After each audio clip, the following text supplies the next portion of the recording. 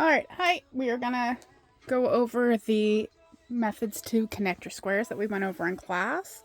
So the first one we're gonna do is single crochet, which you guys all know how to do the single crochet stitch now, but we'll go over it again.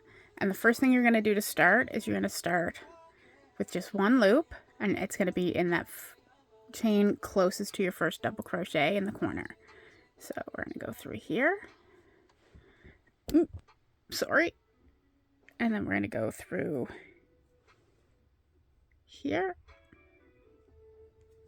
So the same. And then just like always, we'll start with a slip knot. And eventually you can start without a slip knot, but it's really a great way to make sure that your starting yarn is secure. So you'll pull that through both. And then you'll start with a slip stitch.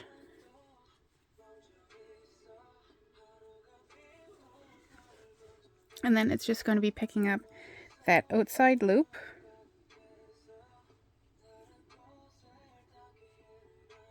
On every stitch. Oh, and I keep bumping my thing. And then pulling your yarn through that. Sorry. There. So I'm just going to turn my work here, make it a little easier to see, I think.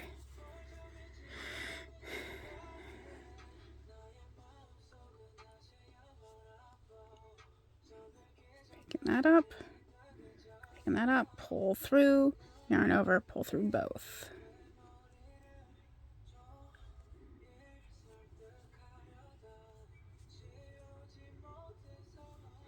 And you're just going to do that for every stitch. And this is where, like, counting sort of comes into play, because all of your granny squares should be the same size, so all of them should have the same amount of stitches. If you find that you have too many stitches, you can always double up on one side, or, like, and what I mean by double up on one side is you could go like this, and then pick up another stitch here. And then just pull through everything, just like you were be doing a decrease.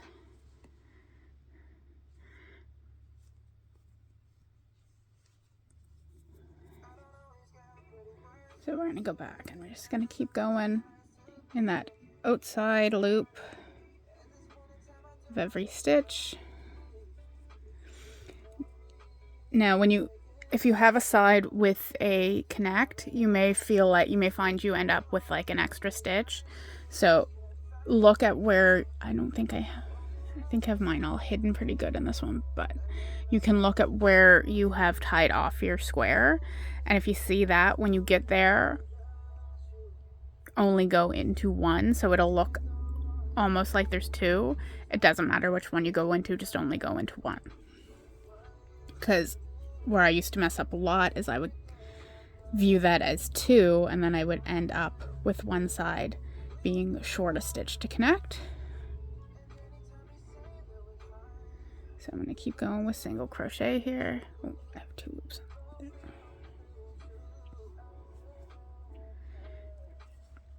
Now this is doing it on the right side, where if you would want it to show, you can do it in a matching yarn, you can do it in a contrasting yarn. I find that using single crochet to connect gives it a bit of a kind of quilted look. Slip stitch does too, it's not quite as dramatic. So I'm only going to do one square in single crochet, just so you can see how it looks here. And then and I'll show you how to cross, which is why I already have one side done. Because I know I discussed it in class, but I didn't have enough connected to demonstrate. So we're going to keep doing this.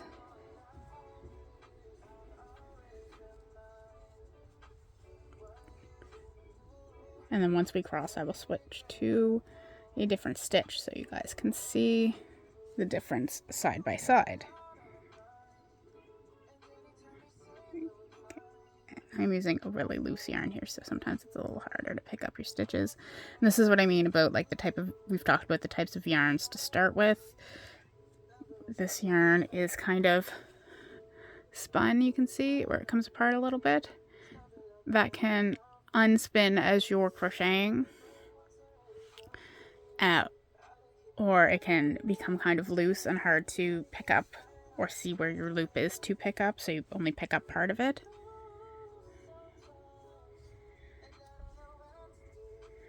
So just keep going.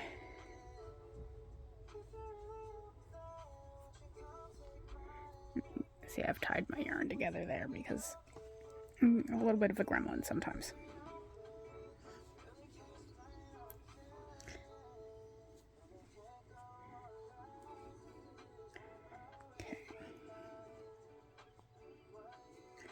Okay, so that is our last stitch for the square. So you'll be crossing, so you're going to look at where your last, so if you're connecting over a row, you're going to go through here. You're just going to kind of pick one, and then you're going to pull it through, and you're just going to slip stitch. So you're not going to yarn over, you're just going to pull that all the way through. And that just makes it so it's not quite as lumpy.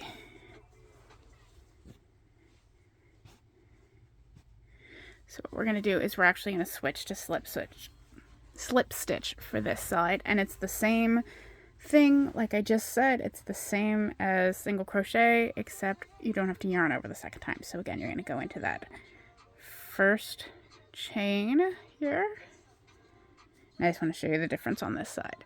So this is where your crossover stitch has gone into, so this is the one you're going into. And I have my yarn on the wrong side. Make sure your yarn is behind. Don't be me. There we go. So then you're just going to pull through everything. It's the same. It'll be a little bit quicker than slip stitch. And again, if you're doing this on the reverse side, it is going to actually look the same. If you do it on the inside of your work, it doesn't matter. The effect on the outside will be the same. So again, so through your outside stitch there, and then you're going to pull all the way through.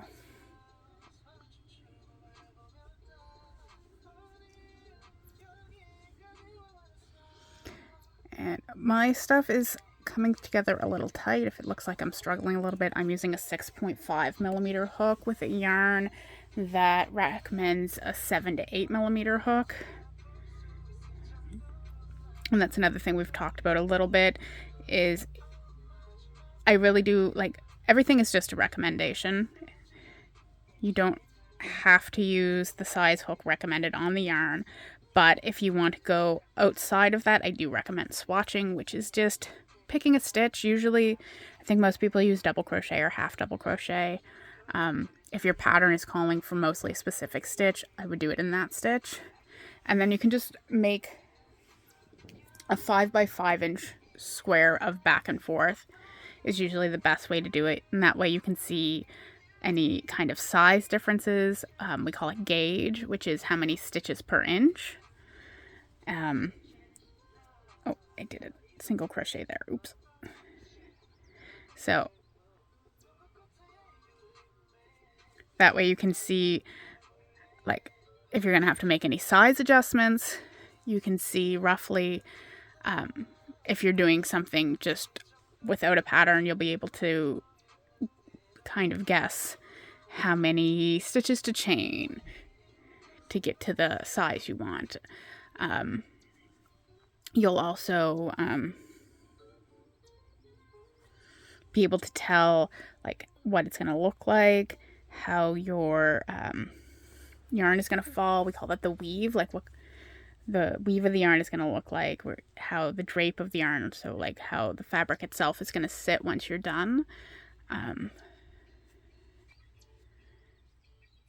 Sometimes if I want something to be done loose or tight, I will actually do up a couple gauging swatches with a couple different hooks, just so I can see like the difference side by side. And I'll usually, once I do that, I like to let it sit for 10 to 15 minutes before I really decide, because when you're actively working with your yarn and you're actively crocheting, everything's going to be a little bit stretched, and once you let it sit, it'll relax and it'll get a little smaller.